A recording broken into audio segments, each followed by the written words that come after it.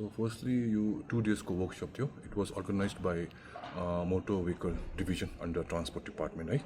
So यसमा it was a very good workshop. अन्त यो वर्कसपमा चाहिँ के छ भन्दाखेरि पब्लिकलाई फाइदा हुने दुईटा चिज हामीले देख्यौँ है. फर्स्टली चाहिँ के छ भन्दाखेरि गुड स्यामारिटन.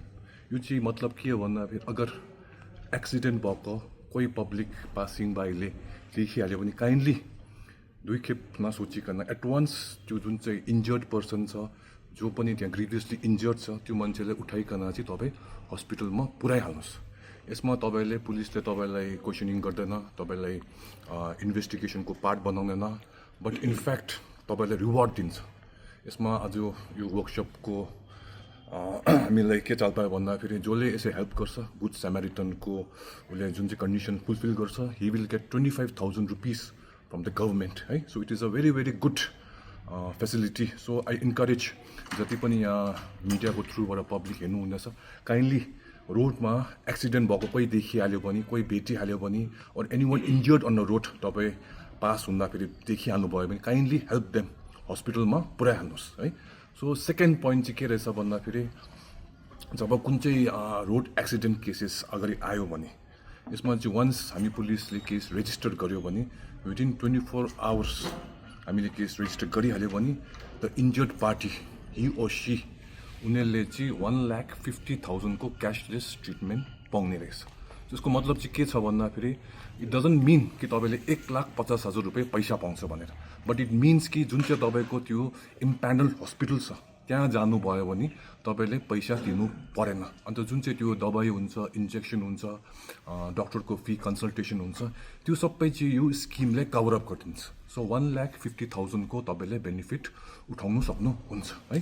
सो यो दुईवटा कुरा चाहिँ मैले पब्लिकको लागि पुरै इम्पोर्टेन्ट देख्यो है. सो यो त हाम्रो वर्कसपको भयो. अब यो through this media one more thing जुन चाहिँ म अहिले गान्तोकमा बेसिकली सिक्किममा यो चाहिँ पहिला हुन्थेन. के भन्दाखेरि लेन ओभरटेक गर्दाखेरि काइन्डली राइट साइडबाट ओभरटेक गरिदिनुहोस्, लेफ्टदेखि नगरिदिनुहोस्. I am seeing this. यो प्र्याक्टिस अहिले आउँदैछ. बाटो अलिक ठुलो देख्यो मोटर बाइक स्पेसल्ली मोटरसाइकलिस्ट उहाँहरूले चाहिँ लेफ्टदेखि ओभरटेक गर्छ, त्यो नगरिदिनुहोस्. अगर त्यहाँ जुन चाहिँ अगाडिको जुन चाहिँ गाडी छ अगर तपाईँलाई ठोक्यो भने पुलिसले इन्भेस्टिगेट गर्दाखेरि चाहिँ it will be you will be blamed है. So kindly I request everyone not to do wrong lane overtaking, but if you have to overtake kindly overtake चाहिँ तपाईँ राइट ह्यान्ड साइडबाट गरिदिनुहोस्. यसमा जुन चाहिँ छ अब यसमा बेसिकली जुन चाहिँ यो ई डार्ट भन्ने छ यो चाहिँ अब इलेक्ट्रोनिक डिटेल एक्सिडेन्ट रिपोर्ट भन्छ यसलाई. यो चाहिँ एउटा वेब बेस्ड एप्लिकेसन भनौँ न. सो यसमा चाहिँ के छ भन्दाखेरि पुलिस लगायत डक्टर्स लगायत मोटर भेहिकल डिभिजन उनीहरू सबैजना they are party to this app. So whenever यसमा चाहिँ पुलिसको किन इम्पोर्टेन्ट हुन्छ भन्दाखेरि जब कोही एक्सिडेन्ट हुँदाखेरि हामीहरू पुलिस नै फर्स्ट रेस्पोन्डर भएर चाहिँ हामी त्यहाँ पुग्नु पऱ्यो. सो हामी त्यहाँ पुगेर चाहिँ त्यहाँदेखि नै सबै जति पनि यो स्किमको बेनिफिट छ त्यति बेला नै इनिसिएट हुन्छ है.